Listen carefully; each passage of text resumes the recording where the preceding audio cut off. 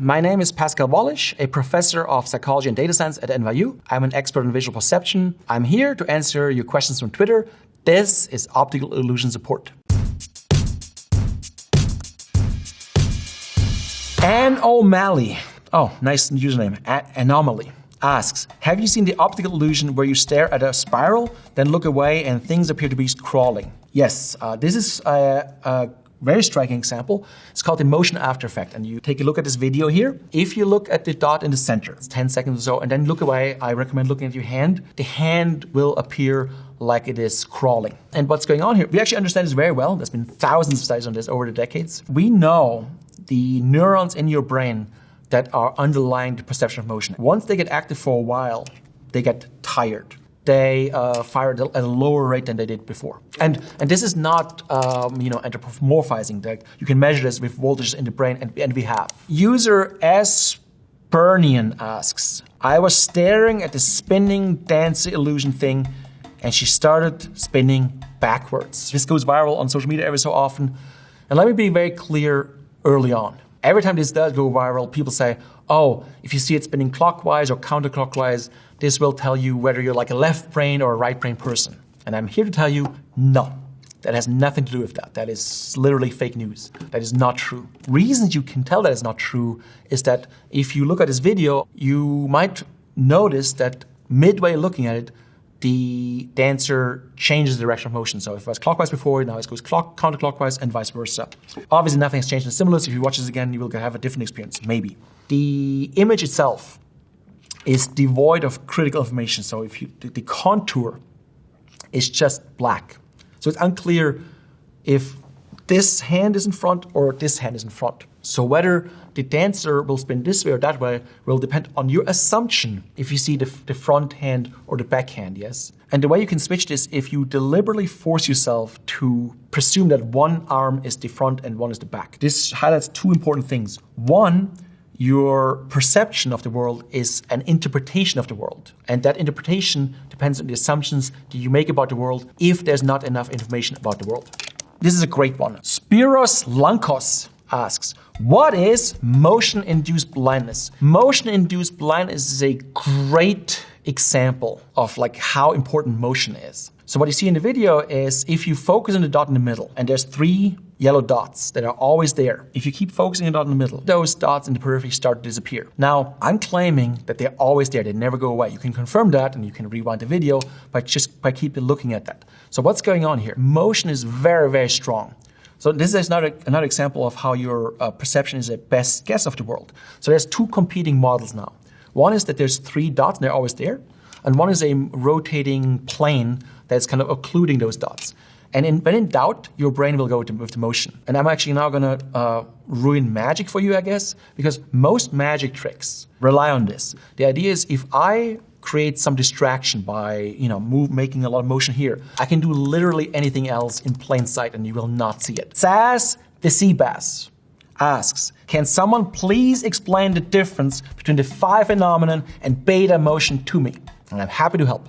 Beta motion is happening right now. If you're seeing this on a device, and this is a video of me talking, there is no motion. So you see I'm moving right now, but there's no motion. You see still images, something like 30 or 60 or whatever the frame rate of your monitor is, a second. Your brain is inferring the motion between that. So basically, if there's 2 objects, first one is object here and then object is here, the brain is filling in that something is moving. If something is here and then disappears, and then something is here, the brain infers, there's an unconscious inference, a conclusion, it's a guess.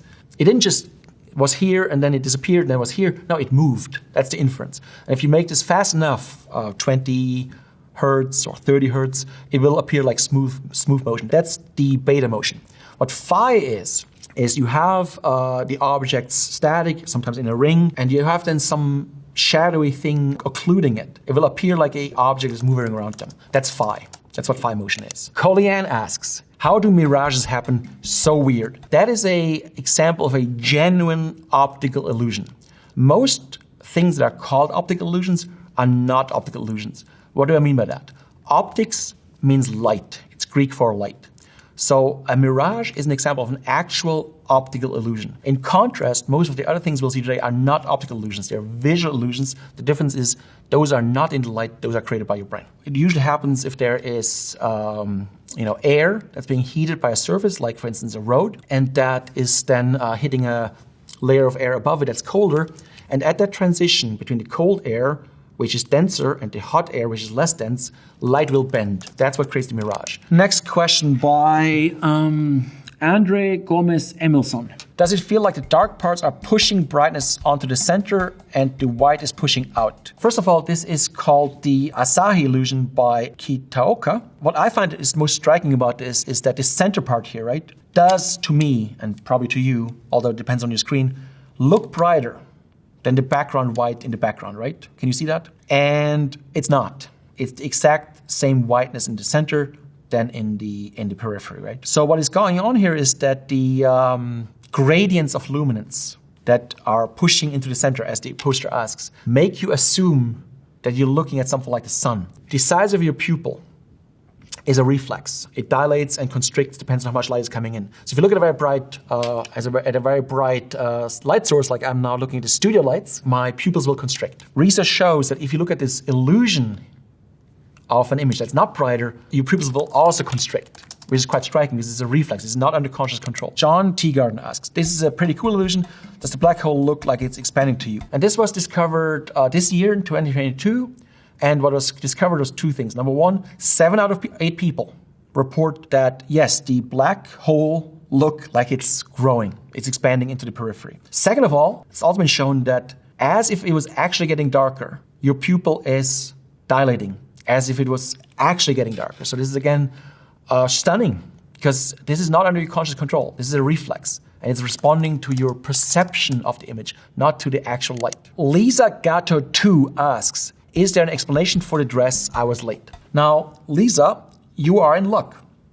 I have the actual dress. The dress itself is unambiguously, in bright light, black and blue. Yes, we can all agree on that. It looks black and blue.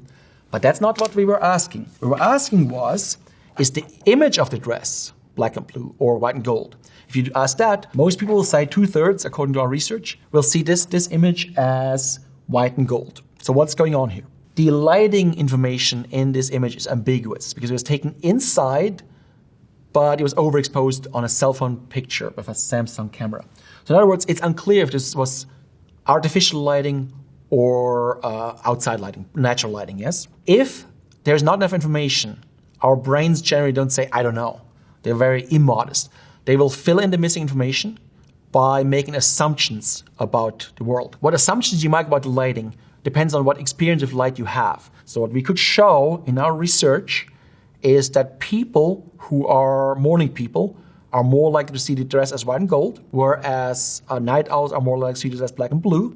And the reason for that is they are assuming that illumination that they have seen more of in their life and mentally subtract that from the image. Originally, in 2015, when this came out, 2/3 of the people saw it as white and gold and 1/3 saw it as black and blue, even though in real life, it's unambiguously 100% black and blue. Elizabeth Kropp asks, how did they make Tupac in hologram form? Well, there's two questions here. First question is, how do holograms work? And how did they do this specific one? Holograms work by having two lasers, interfere with each other. And lasers, by the way, don't just have one wavelength, they also have one phase, they're phase locked.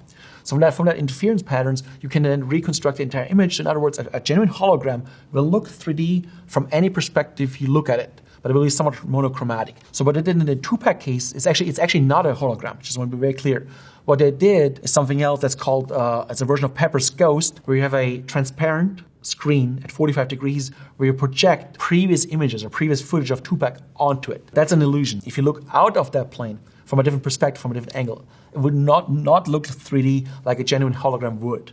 So the Tupac hologram was not a hologram. B.S. Jeffrey asks, has anyone experienced the wagon wheel effect when not watching TV or movies? So first of all, what is the wagon wheel illusion? Let's say you watch a car and their tires are spinning at a certain rate. That interacts with the sampling rate of the camera. If the frame rate of the wheels, of the spokes of the wheels of the car, rims I guess, is faster than that. If I call aliasing, it will actually look like it's moving backwards. So basically, that's from the interaction between the frame in the video and in reality. Some people get that in reality without the camera.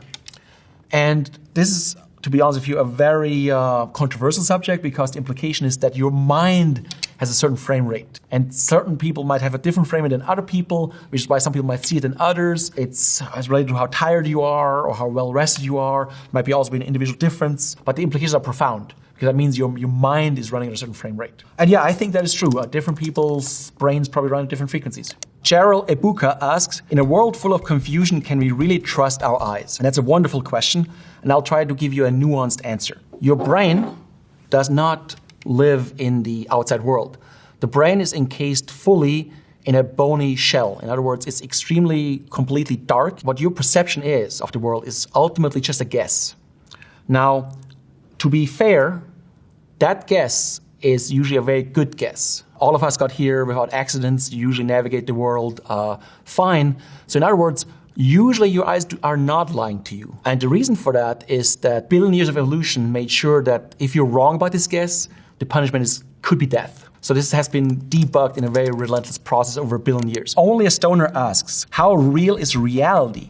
Our eyes deceive us. Our brains trick us into seeing faces. Our thoughts create themselves. And you think I need drugs to make shirt trippy. Username checks out. That is a really good point. It is the very existence of illusions that illustrates the difference between what you perceive and what is out there, which makes it clear that what looks to us like reality is ultimately just a guess, even if the guess is pretty good. What illusions are is a way for psychologists to show people that there is a difference between what's out there and what your best guess is. I don't want to freak anyone out. What this means is, and most people don't know this, is that the Matrix actually is a documentary. It is your brain that creates this matrix for you. Again, this can feel very claustrophobic because you're like, okay, what is really out there? You will see motion when there's no motion. You will see color when there's no color. You will be confused about the spatial layout of things and things like that. So the question is, what actually is out there? Chris Lynn Todd asks, I've written often about the moon illusion, which makes the moon larger when it's close to the horizon. Does anyone know if the Apollo astronauts experienced an Earth illusion? First of all, great question. So what the moon illusion is, as the poster asks, is if you look at the moon on the horizon, it will look considerably larger than if you look at it high up in the sky. But it's the same moon, so how is that possible? When I was in grad school, a long time ago, I read a very thick book about 100 theories of why the moon illusion happens. So this is still unresolved. What I find most compelling is once the moon is on the horizon, you have a local context. So in other words, if there is a hill or a mountain, or a house even, it will make the moon look really, really big because you know that the house or the mountain is really, really big, yes? Whereas if it's high up in the sky, then you have no reference point. So it will look like it actually is, which is actually very small. The moon is only 1 degree of visual angle or something like that. Would you get that on the moon? And the answer is, to my knowledge, nobody saw the Earth that low. But my prediction would be, yeah, if you go to a moon crater and you look at the Earth from that vantage point, you would get an Earth illusion. Daniel Barker asks, Adelson's checker shadow illusion hurts my brain every time I look at it. Why must you lie to me, eyes? Okay, as you can see here, I think we can all agree that the shade of gray in A looks different than the shade of gray in B. Even if I tell you that they are the exact same shade of gray. But even if you know that, you cannot see them like that. You still will see B as lighter than A. What's going on is that your brain is taking into account the shadow that's coming off the cylinder here and is mentally subtracting that from the gray in B, which makes it look lighter. Why must the eyes lie? Well, the eyes must lie to you because the image that the eye gets is actually a very poor image. The optics are bad. The brain has to enhance the image for you to make sense of the world. So appearances can be deceiving. Rich Sweet asks, is this Animal Collective album cover moving or am I tripping out? And here it is. A good proportion of people will see motion here, but there is no motion. And that's what makes it so trippy. You know that there's no motion, and you can actually see that if you look at something closely, but you see things moving in the periphery. This disconnect between your perception of motion and you knowing there's no motion creates this trippy feeling. Tweety Yaka asks, does everyone else get the Herman Grid illusion when using their Mac keyboard, or is it just me? The Herman Grid is people see dark spots illusory dark spots where bright lines meet. And you can see that we have a map here. I see that right now. There's bright lines, and in this intersection of those bright lines is a dark spot. That's not there. That's illusory. That's the Herman Grid. This is an example of what's called ladder inhibition. The idea is in the brain, neurons that are next to each other, that process a certain region of space, inhibit each other. And the more they're active, the more strongly they inhibit their neighbor. Now, if you're very strongly inhibited by your 4 strongly active neighbors, you're going to be strongly inhibited. It will appear darker because it can inhibit the periphery less. Jessica Pin asks, does anyone know what it means that I see the lines as the same in the Müller-Lyer illusion?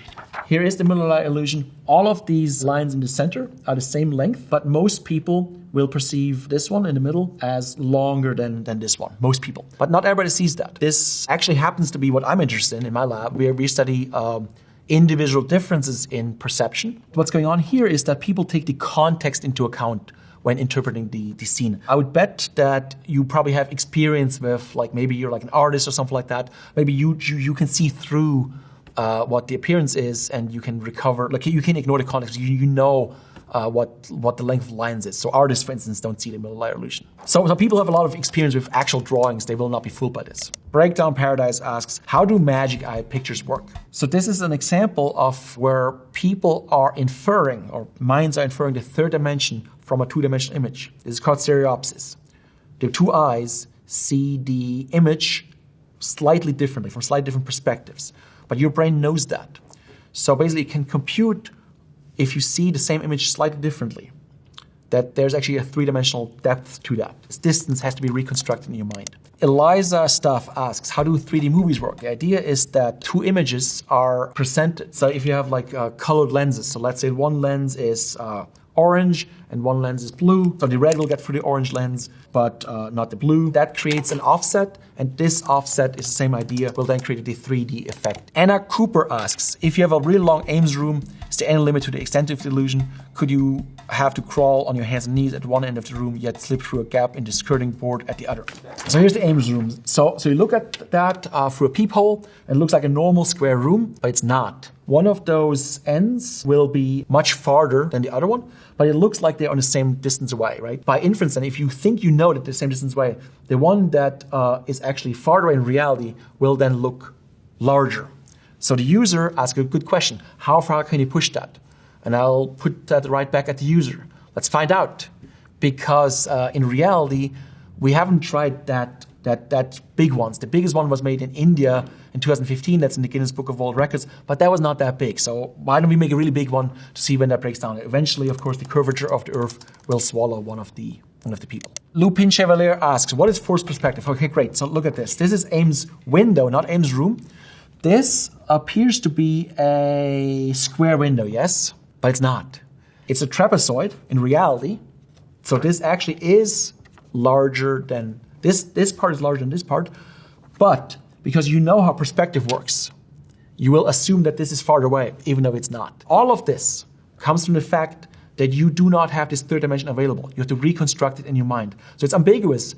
If this is farther away, if this is farther away, so you use your familiarity to resolve that. And you are familiar with perspective. Every painting you look at since the Renaissance uses this effect, where you basically have a perspective. It's a flat image, but just looks farther away if it's deeper in. Jim Rose Circus asks, my niece asked me why is his body so little and now I can't see it. Yeah, that is a very good point. Most people, of course, don't look at logos that closely, but I'm here to tell you that there is a bear in the Toblerone logo. There's an arrow in the FedEx logo. Once you saw that, you cannot unsee that. So until your dying day, you will see this little man here on the body of the KFC logo. And it's not just KFC. I'm gonna ruin ducks for you forever. Look at this duck. All ducks are wearing dog masks. Now that you saw that, you cannot unsee that. What this shows is that experience factors into your perception, just like in a dress, where like your prior experience with a stimulus helps you resolve what you see. Noah Gerard asks, I need to see the Penrose stairs in person. I can look at it a million times and still not fully understand the physics of it. Well, there's a reason for that. This was popularized by M.C. Escher, and in this 3D reality, this does not exist. The Penrose stairs are just one example of what Tara Aders asks, which is, What is a blivet? A blivet is an impossible object. And there are quite a few of those. And the whole point of it is you can, so for instance, if someone asks, hey, how many spikes are there? 3? There are 3 if you focus on this side, or 4 if you focus on this side. Who's right? Well, you're both wrong. The same question you can ask is, if I'm asking, is this slinky, by the way, it's always good to have a slinky on hand, is this a circle or is it a sine wave, yes? And the answer is the 3D reality slinky is both. Depends on your perspective. So your perspective also determines what you see. And so in this case, the 3D reality transcends both the circle or the spiral. Eat Right Arizona asks, have you ever heard of the age-old diet trick based on the Delboeuf illusion to use a smaller plate in order to trick the brain into thinking you are eating more than you actually are? There's a lot to unpack here. First of all, what is the Delboeuf illusion? The answer is a circle surrounded by a larger circle, as you can see here in the image, will appear larger than it actually is. The answer is yes, you can use that, and yes, this does work. And as research shows, weight control is all about, it's not all, but it's in large part about portion control. Again, when we go back to whether these illusions are good or bad for you, you can use these illusions for good. Absolutely. Susan Wardle asks, why do we mistakenly see faces when there are none? This is a condition that's called Paradoa. Yes, it is true that most people see faces everywhere. Many people see that. Perception is a guess, and the guess was debugged by evolution. So if you're wrong, you die. In other words, if there's actually someone out there who's trying to get you, and you think there's nobody out to get you, you might die. If there's no one, and you think there is someone, you might get a little scared, but that's fine. The payoff matrix is vastly in favor of false positives, meaning thousands of false positives, okay, meaning seeing faces when there are no faces. But if you miss one actual face, an enemy, you might die. So the system is built to accept thousands of false positives for one false negative. All right, that's it. That's all the illusions we have time for. I hope you learned something useful. See you next time.